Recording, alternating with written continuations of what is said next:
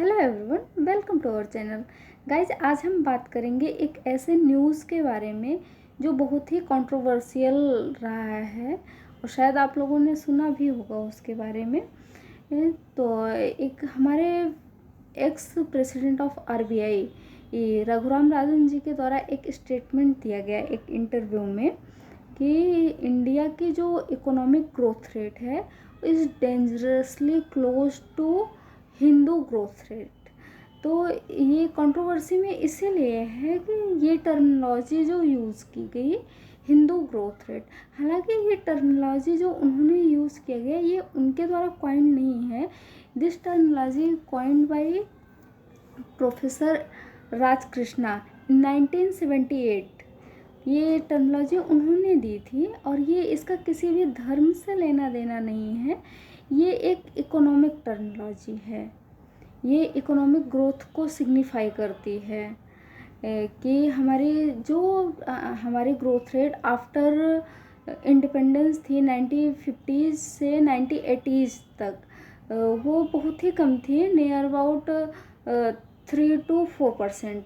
और उस टाइम की जो पॉपुलेशन की डिकेडियल पॉपुलेशन ग्रोथ थी वो भी कुछ ऐसे ही टर्म में थी, यही 4.5 और 4 to 5%। तो इसलिए कुछ इस तरह से पॉपुलेशन से रिलेट करके ये टर्मिनोलॉजी शायद उन्होंने कॉइन किया था। और तो ये इस टाइम कंट्रोवर्सी में क्यों है, क्योंकि इसमें जो हिंदू वर्ड टैग किया गया है, हालांकि इसका किसी जाति से किसी रिलीजन से कोई लेना देना नहीं है, बट कंट्रोवर्सी इसीलिए है। और शायद ये होना भी चाहिए क्योंकि जैसे कि अभी कोविड चाइना से ओरिजिनेट हुआ, बट हम उसे चाइनीज़ वायरस नहीं कहते, नाम नहीं टैग कर सकते, क्योंकि हर कहीं ना कहीं सारे कंट्रीज से कोई ना कोई वायरस ओरिजिनेट होता है। तो इसलिए किसी स्पेसिफिक वर्ड को या किसी स्पेसिफिक कास्ट को लेके कॉइन करना that is not good thing. But ये तो बहुत पहले से कॉइन किया गया, तो उन्होंने क्या समझ के ये टर्मिनोलॉजी दी थी।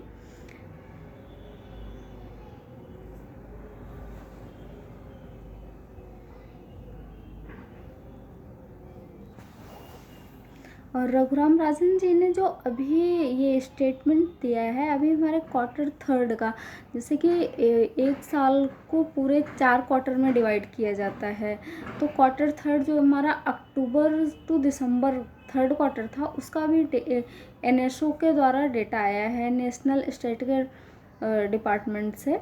तो उसमें ये जो था शायद 4.4 हमारी जो ग्रोथ रेट जीडीपी की थी 4.4 थी, तो उसको उसी से रिलेट करके उन्होंने उसके ही ये जो एक मतलब कि इतनी नहीं होनी चाहिए, अभी हमारी ग्रोथ रेट और ज़्यादा होनी चाहिए।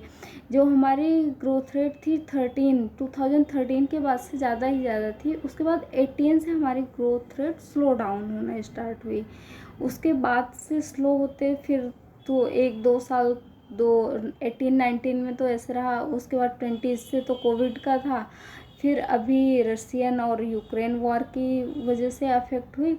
हालांकि जो G20 कंट्रीज़ हैं उसमें इंडिया ही अभी फास्टेस्ट ग्रोइंग कंट्री है, बट फिर भी हमारी इकोनॉमिक स्लो डाउन में चल रही है। उसकी वजह चाहे कोविड हो या यूक्रेन रसिया वार, जो भी कुछ ऐसे ही है।